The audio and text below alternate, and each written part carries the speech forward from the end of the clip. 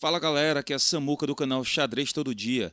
Estamos aqui com o segundo vídeo sobre como vencer o mate do pastor e neste vídeo vamos aprender como responder aos dois melhores movimentos para as brancas nessa posição, que são cavalo para E2 ou peão para C3. Mas antes, vamos recapitular brevemente sobre os movimentos de abertura. As brancas iniciam com E4, E5, dama por H5, cavalo C6, bispo C4, peão G6, dama F3 e cavalo por F6. Fica até o final que vai ter muita coisa boa por vir, hein? Primeiramente, vamos analisar o cavalo para E2. A ideia é simples. As brancas querem defender a casa de D4 para impedir que nosso cavalo avance e também desenvolver uma peça para as brancas, pois podem pensar em fazer o roque na próxima jogada. Nossa resposta será bispo para G7, um desenvolvimento natural nesse tipo de situação. Em seguida, as brancas podem continuar o ataque com movimentos como peão para D3, para avançar o bispo para G5, atacando a dama e cravando nosso cavalo posteriormente. Aqui, nós fazemos o roque, continuando o nosso desenvolvimento e levando o nosso rei para a proteção normalmente. E após a cravada de bispo em G5, basta jogarmos peão para H6. Assim a gente expulsa o bispo. Provavelmente o bispo recuará mantendo a pressão em C6, então a gente joga peão para G5, parecendo um movimento fraco, pois avançamos esses dois peões deixando o rei exposto. Mas na verdade enfraquece a posição das brancas, já que são forçadas a recuar o bispo, deixando ele sem movimentos e o bispo não pode capturar o peão em E5, porque ele está protegido pelo cavalo. Agora fazemos um movimento super agressivo para destruir a posição das brancas com o peão para D5. A ideia é ganhar um tempo atacando o bispo e mais tarde planejar o movimento do nosso bispo para G4 para tentar encurralar a dama. As brancas provavelmente capturarão nosso peão e temos duas maneiras diferentes de ganhar aqui. A primeira variante é jogar com o cavalo para B4, ameaçando capturar o peão em C2 e fazer o garfo com o cheque para capturar a torre em A1. As brancas provavelmente recuarão o bispo para defender o peão em C2. Então, capturamos o peão em D5 com o nosso cavalo. Em seguida, o plano continua sendo jogar bispo para G4, prendendo a dama, já que ela aqui não tem mais para onde ir. Se as brancas jogarem peão para H3, protegendo G4, só irá adiar o inevitável, pois podemos responder com o avanço do peão para G4, pois se o peão toma, capturamos com o bispo e a rainha é nossa no próximo lance. Se você aprendeu alguma coisa nova até aqui e está gostando do formato desse vídeo, dá um like aí e deixa sua opinião nos comentários.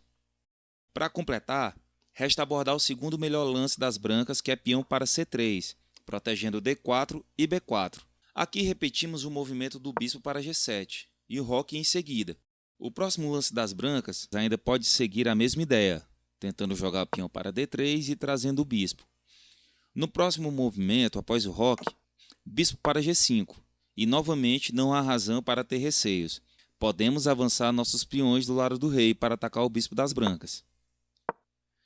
Após o recuo do bispo, avançamos com o peão para D5, com a mesma intenção, buscando ganhar um tempo ao atacar o bispo deles e levar nosso bispo para G4.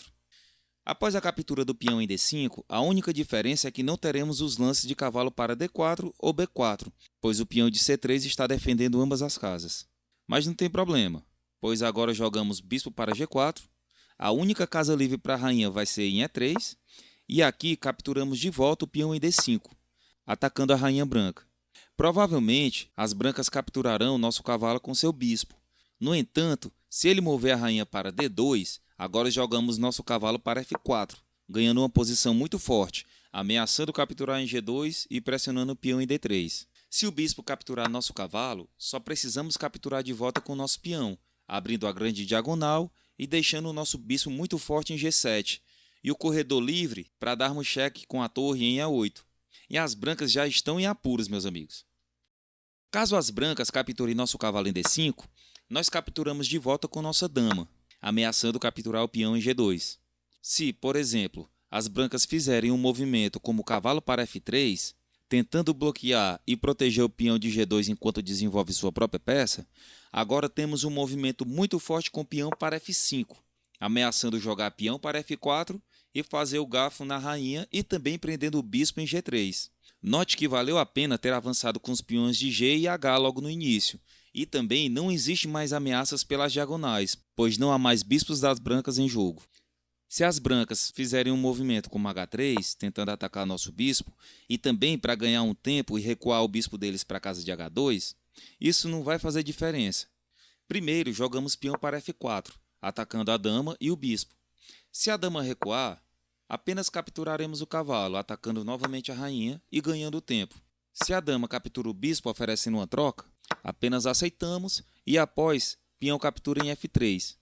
Pegamos o bispo e aqui temos uma peça a mais. Estamos com o jogo bem desenvolvido, o que facilita bastante a posição das pretas.